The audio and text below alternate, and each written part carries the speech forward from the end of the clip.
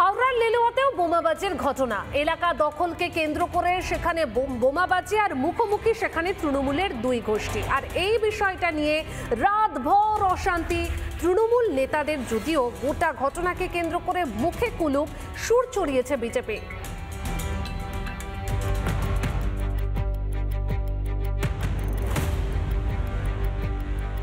হাওড়ার লিলুয়ার চকপাড়া, সকাল থেকে থমথমে পুলিশ মোতায়েন।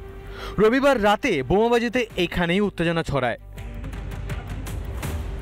লিলুয়া থানার অন্তর্গত লিলুয়া দক্ষিণ চকপাড়ায় গতকাল রাতেতে মুহুর্মুহুর বোমা পড়ল। কিছু তৃণমূল আশ্রিত দুষ্কৃতীদের বিরুদ্ধেই অভিযোগ উঠল। কোথাও যেন গোষ্ঠী কোন্দলের গন্ধ পাওয়া যাচ্ছে। ভয় পুরো এরিয়া আতঙ্ক হয়ে রয়েছে। একটা বাচ্চা সন্ধ্যের পরে বাইরে বেরোতে পারছে না। একদম কোনো মানুষ বেরোতে গেলে তার জীবনটা হাতে নিয়ে বেরোতে হচ্ছে। এলাকা দখল ঘিরে মাঝে মধ্যেই উত্তপ্ত হয় লিলুয়ার চকপাড়া। এবার বোমাবাজি, ক্ষতি হয়েছে অনেক বাড়ির, রাস্তায় থাকা গাড়িও ক্ষতিগ্রস্ত। বোমাবাজির ঘটনায় এলাকায় আতঙ্ক।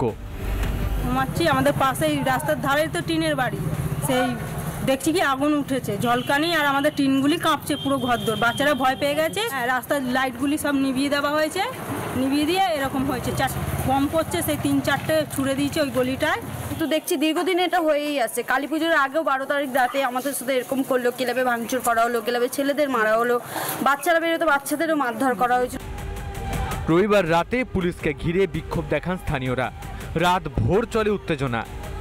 টিএমসির বিধায়ক বালির আর বিধায়কের অপর গোষ্ঠী যুব নেতা, এই দু গোষ্ঠী মানুষকে কোনো মতেই এলাকায় শান্তিতে থাকতে দেবে না। এলাকা দখল, তোলাবাজির মধ্যে কে বেশি তুলবে, কে তুলবে, সেটা নিয়ে রোজকারই ঘটনা হচ্ছে। বিজেপি নেতার কাঠগড়ায় বালির তৃণমূল বিধায়ক, একই সুর স্থানীয়দের গলাতেও। কালী পুজোর দিন রাতে আমাদের এখানে খুব ঝামেলা হয়েছিল। এমএলএর কাছে আমরা গেছিলাম, তো এই ঝামেলা নিয়ে ওরা দীর্ঘদিন থেট করে আসছে। আজকে হ্যাঁ, এমএলএর লোকেরা, এমএলএ যাদেরকে পুষেছে সেই দুষ্কৃতীরা। আমাদের এখানে সামনে সিসি ক্যামেরা রয়েছে, তার সিসি ক্যামেরায় ফুটেজ দেওয়া হয়েছিল বলে তাকে অবধি থেট দিয়েছে যে এখানে প্রত্যেকটা লাইট, পোস্টার লাইট ওরা অফ করিয়ে দিয়েছে।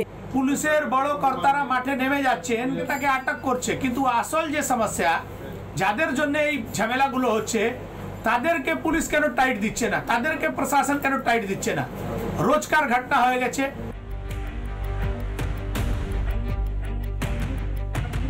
কোথাও যেন মনে হচ্ছে তৃণমূলের এই গোষ্ঠীদ্বন্দ্ব 2026-এ এর প্রভাব পড়তে পারে। হাওড়া থেকে প্রসেনজিৎ অধিকারী রিপোর্ট, রিপাবলিক বাংলা। নানা ধরনের কন্টেন্ট দেখার জন্য লাইক করুন, শেয়ার করুন আমাদের ফেসবুক পেজ, সাবস্ক্রাইব করুন আমাদের ইউটিউব চ্যানেল। পাশাপাশি অন্যান্য ব্রেকিং নিউজের জন্য অবশ্যই চোখ রাখুন রিপাবলিক বাংলায়।